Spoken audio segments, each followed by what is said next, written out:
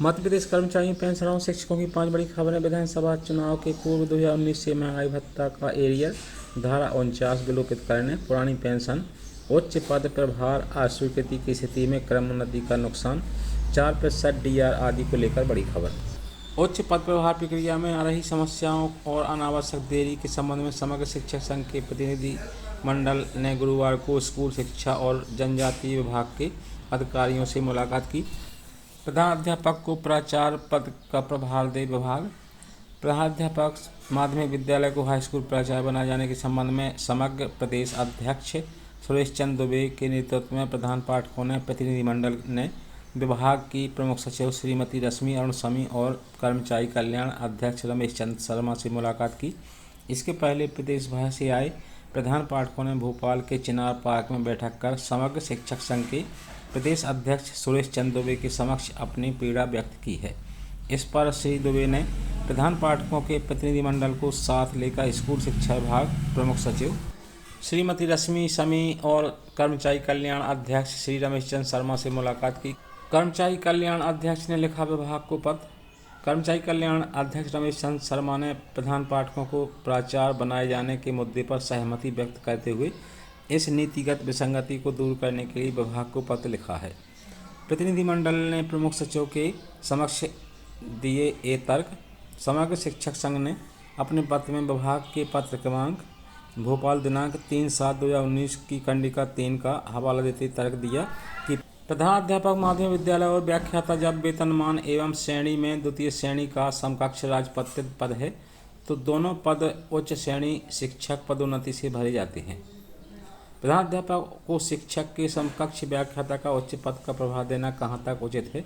समग्र शिक्षक संघ ने विभाग के समक्ष प्रधान पाठकों को हाई स्कूल प्राचार्य बनाए जाने के पक्ष में अनेक तर्क प्रस्तुत करते हुए पूर्व में प्रचलित व्यवस्था का भी हवाला दिया है, जिसमें 60-40 के अनुपात में व्याख्याता के साथ प्रधान अध्यापक माध्यमिक विद्यालय को प्राचार्य बनाया जाता रहा है। संगठन ने उच्च पद प्रभार प्रक्रिया में हो रही अनावश्यक देरी के लिए जवाबदेह लोगों पर कार्रवाई की बात एक बार फिर दोहराई है। संगठन ने पूर्व में जारी विषयवार चयन सूची में छूटे सभी पात्र शिक्षकों की चयन सूची शीघ्र जारी कर काउंसलिंग में शामिल करने की बात उठाई।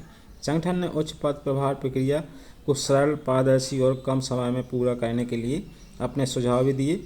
साथ में प्रदेश के अनेक संभागों में सहायक शिक्षकों, प्रधानाध्यापक प्राथमिक विद्यालय की विषयवार वरिष्ठता सूची का प्रकाशन न होने की बात भी उठाई।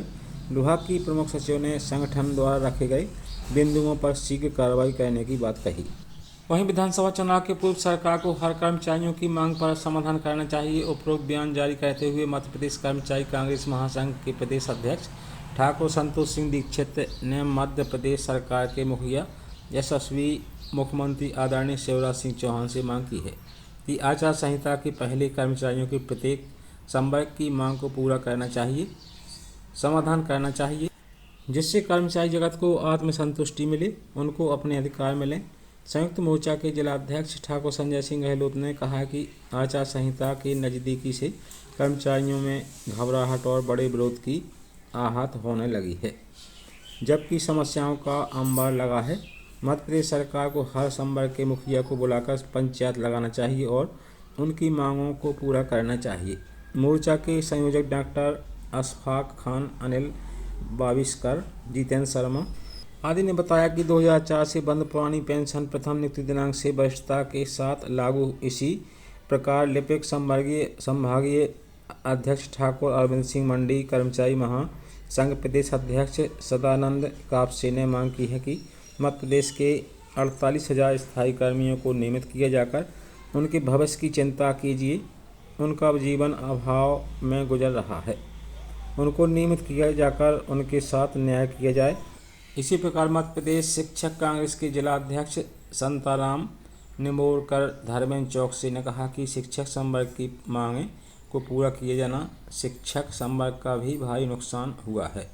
प्रमोशन की राह देखते देखते हजारों शिक्षक कर्मचारी रिटायर हो गए हैं, लेकिन उनको पदोन्नति नहीं मिली। उच्च पद का प्रभार जरूर मिला, लेकिन 1998 से शिक्षक वर्ग की वरिष्ठता खत्म कर सरकार ने एक प्रकार से उनके साथ बहुत ही अन्याय किया है।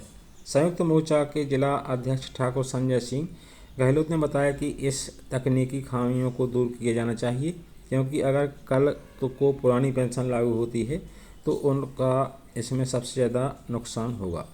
वरिष्ठता नहीं लागू होती है तो प्रशासन के अत्ताउल्लाह खान ने बताया कि 2019 से महंगाई भत्ते की किस्त नहीं मिलने के कारण सेवानिवृत्त कर्मचारियों का बहुत बड़ा नुकसान हुआ है और धारा 49 को विलोपित कीजिए।